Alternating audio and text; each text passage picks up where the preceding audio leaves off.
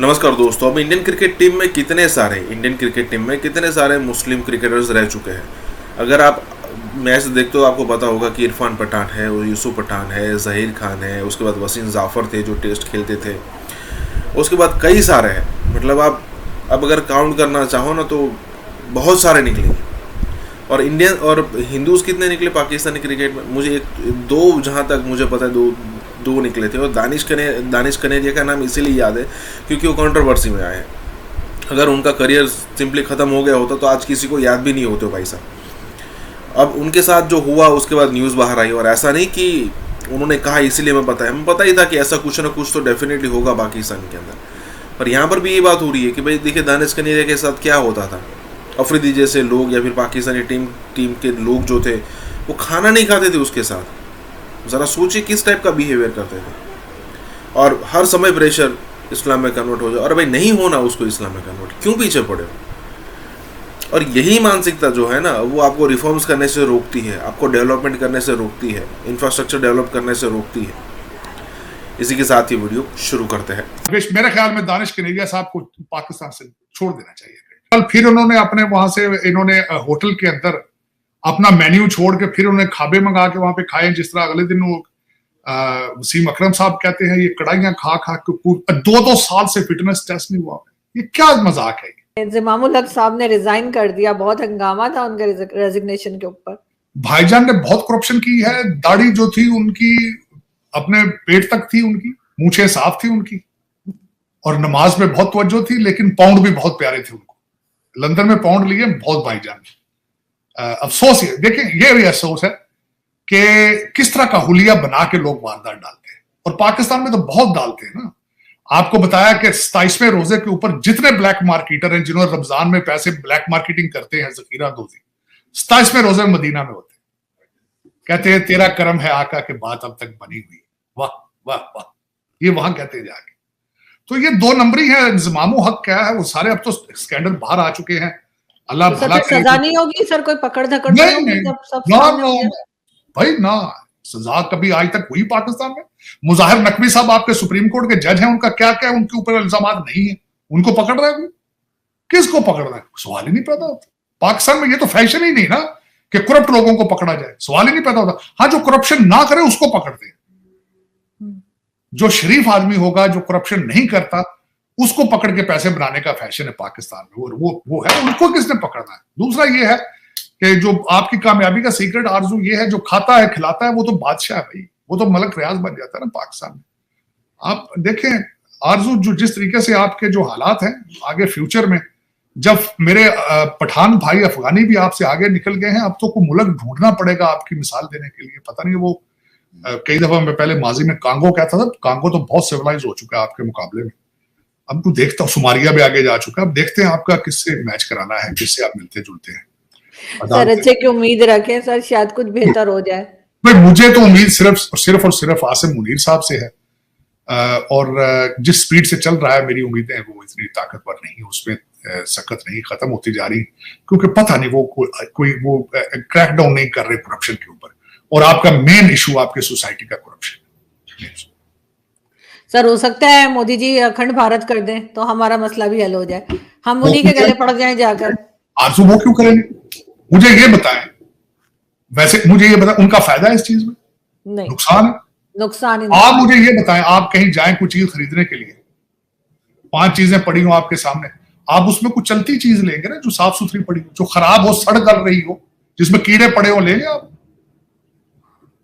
जहां आप जिहाद के टीके 10-10 साल बाद लगाए जाए, 15 किस्म का 20 किस्म का इस्लाम चल रहा हो, वहां पे आप लेंगे वो? एक कंट्री खत्म होने को है तो उनको वो क्या करेंगे इसको लेकर? उनको क्या जरूरत है इसकी? आप तो भाई पाकिस्तान को पाकिस्तानी नहीं लेना चाहते तो वो क्यों लेंगे भाई? पाकिस्तान में इस वक्त तो एक भी पाकिस्तानी नहीं है, सारे फराडी है उधर। मैं तो आप ही होंगे मेरे ख्याल में आखिरी पाकिस्तानी आरजू। लेकिन यहाँ पे तो पाकिस्तान में पाकिस्तानी कोई नहीं। आपने पाकिस्तान बनाया ही नहीं, धोखा किया लोगों के साथ, आपने फ्रॉड किया, नाम रख दिया पाकिस्तान। कोई चीज पाक है वहां पे? किसी के ख्यालात सोचे पाक हैं? लेकिन दुख है, अफसोस है आरजू, इस पे जितना भी किया जाए मातम कम है। लेकिन ये कि मैं कोशिश करता हूँ ऑप्टिमिस्ट रहने की, ऑप्टिमिस्टिक। कि शायद कुछ हो जाए, शायद कोई मिरेकल हो जाए, लेकिन पता नहीं। मैं जिस तरह आपको बताया कि खुदा की जात भी अपना हमारी दुआएं सुनती है ना बददुआएं सुनती है। हमने शायद गुनाह बहुत ज्यादा कर लिए सर वो पाकिस्तान। भी तंग आ गए होंगे सुन सुन के कि ये सुधरने वाली कौम नहीं है। तो वही मैं आप जाके कभी भी मदीना और मक्का देखें, सबसे ज्यादा वहां बैठे हैं, वो ये करते हैं बातें वहां पे, लेकिन पता नहीं दिल से नहीं करते, इस्लाम को समझ ही नहीं पाए, एक फॉरेन रिलीजन है, उसको सीरियस ले नहीं सके। सर अगर खुद ठीक हो तो इन्हें मक्का मदीने जाके दुआएं करने की जरूरत नहीं, जहां भी मौजूद है वहां से सुन लेगा ऊपर वाला। खुदा हर जगह, खुदा हर जगह मौजूद है, इसमें कोई शक नहीं। मैं 100% एग्री करूंगा आपसे। आपका यही मक्का है, यही मदीना है, अगर आप करना चाहते तो इसमें कोई शक नहीं, बेशक टोटली। दानिश उनकी बात करें, उनको कहने वालों से मेरा ये क्वेश्चन है, क्या वो खुद मुसलमान है? और जो शायद अफरीदी और दूसरे लोग उनको कहते रहे हैं बार बार, क्या मुसलमान हो जाएं? क्या इस्लाम ये इजाजत देता है कि आप लोगों को इस तरह कन्वर्ट करें? आप क्या जब मुगल थे यहाँ पे मार मार के जब या जमीनें दे दे के लोगों को इस तरह मुसलमान करते रहे, क्या ये इस्लाम के अंदर इसकी इजाजत है कन्वर्जन की? मेरी नाकस राय के मुताबिक, जो कि मैंने दूसरे मजहबों के बारे में बहुत पढ़ा है, किसी मजहब के अंदर बाय फोर्स कन्वर्जन नहीं होती। आरजू ये दिलों के सौदे हैं। एक तो ये सबसे बड़ी बात ये है कि हमारे सब कॉन्टिनेंट के अंदर यहाँ हम ऐसे लोग हैं, मैं मुसलमान के घर पैदा हुआ तो मैं मुसलमान हूं, मैं किसी हिंदू के घर पैदा होता तो मुसलमान होता। दुनिया के कई ममालिक ऐसे हैं जहां लोग मजहब को पहले पढ़ते हैं, जो उनको मजहब अच्छा लगता है उसको अडॉप्ट करते हैं। अब मैं मजहब के बारे में बताना चाहता हूं कि मजहब है क्या। मजहब, हर इंसान जब पैदा होता है वो स्पिरिचुअल एपेटाइट लेकर पैदा होता है। ये मजहब सिर्फ हमारी स्पिरिचुअल एपेटाइट को पूरा करता है। और स्पिरिचुअल एपेटाइट का सिंपल डेफिनेशन ये है कि आप जब भी को मांगना चाहते हैं चीज तो किसी से मांगना चाहते हैं, जब वो नहीं मिलती तो आप किसी को ब्लेम करना चाहते हैं। This is a simple definition of spiritual appetite. अब उसके लिए आप ये दावे, जो बुलंद आवाज दावे करने शुरू कर देते हैं, मेरा मजहब सच्चा है बाकी सारा खराब है, ये भी गलत सोच है, बहुत गलत सोच है। मैंने एक बुक पढ़ी थी इस्लाम वर्सेस अदर रिलीजन्स, तो उसमें बिलखसूस मैं जब यूनिवर्सिटी का स्टूडेंट था तो उसमें सेंटर है, लोग मुख्तलिफ रास्तों से उस सेंटर पर पहुंचने की कोशिश कर रहे हैं। Centre is the same. अगर हिंदू है वो दूसरे रास्ते से वहां पहुंच रहा है, वो दूसरे रास्ते से अपनी स्पिरिचुअल एपेटाइट को सेटिस्फाई कर रहा है। मुसलमान दूसरी तरफ से जा रहे हैं, सिख दूसरी तरफ से जा रहे हैं, लेकिन अगर और दूसरा इनके फंडामेंटल सेम है सबके।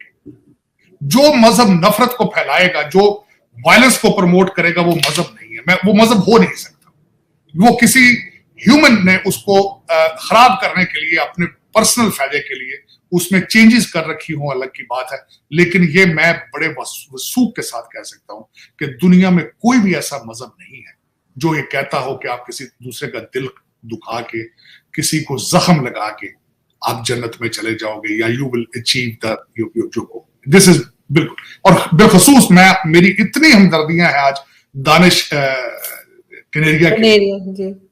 मुझे बहुत दुख हुआ था ये सुन के, बहुत दुख हुआ था। आई विश, मेरे ख्याल में दानिश कनेरिया साहब को पाकिस्तान से छोड़ देना चाहिए। आप उनको चाहिए कहीं चले जाएं, पॉलिटिकल असाइलम ले लें। देखिए मैं भी तो पॉलिटिकल रिफ्यूजी हूं अमेरिका में। पॉलिटिकल रिफ्यूजी मैं फिट, मैं हूं तो नहीं पॉलिटिकल रिफ्यूजी, मेरा टाइटल नहीं है, लेकिन मैं फिट आता हूं एज ए पॉलिटिकल रिफ्यूजी। मुझे पढ़ाया गया है, लिखाया गया है कंट्री के अंदर, और जब मैं उसके रूज पे आया हूं तो रिजेक्ट कर दिया गया। मैं वो एक बच्चा हूं जिसकी मां ने ही उसको रिजेक्ट कर दिया। तो उनको दानिश कनेरिया को चाहिए कि वो कहीं जाएं और रिफ्यूज कर देते हैं उस मुल्क के अंदर जहां उनके साथ इतना लोग मजाक करते रहे हैं उनकी फेथ की बेस पे, और उन्हें कन्वर्जन के लिए ट्राई करते रहे हैं। मेरी उनसे हम्बल रिक्वेस्ट है, और मैं अगर अमेरिका में कुछ उनके लिए कर सकता हूं तो जरूर करूं।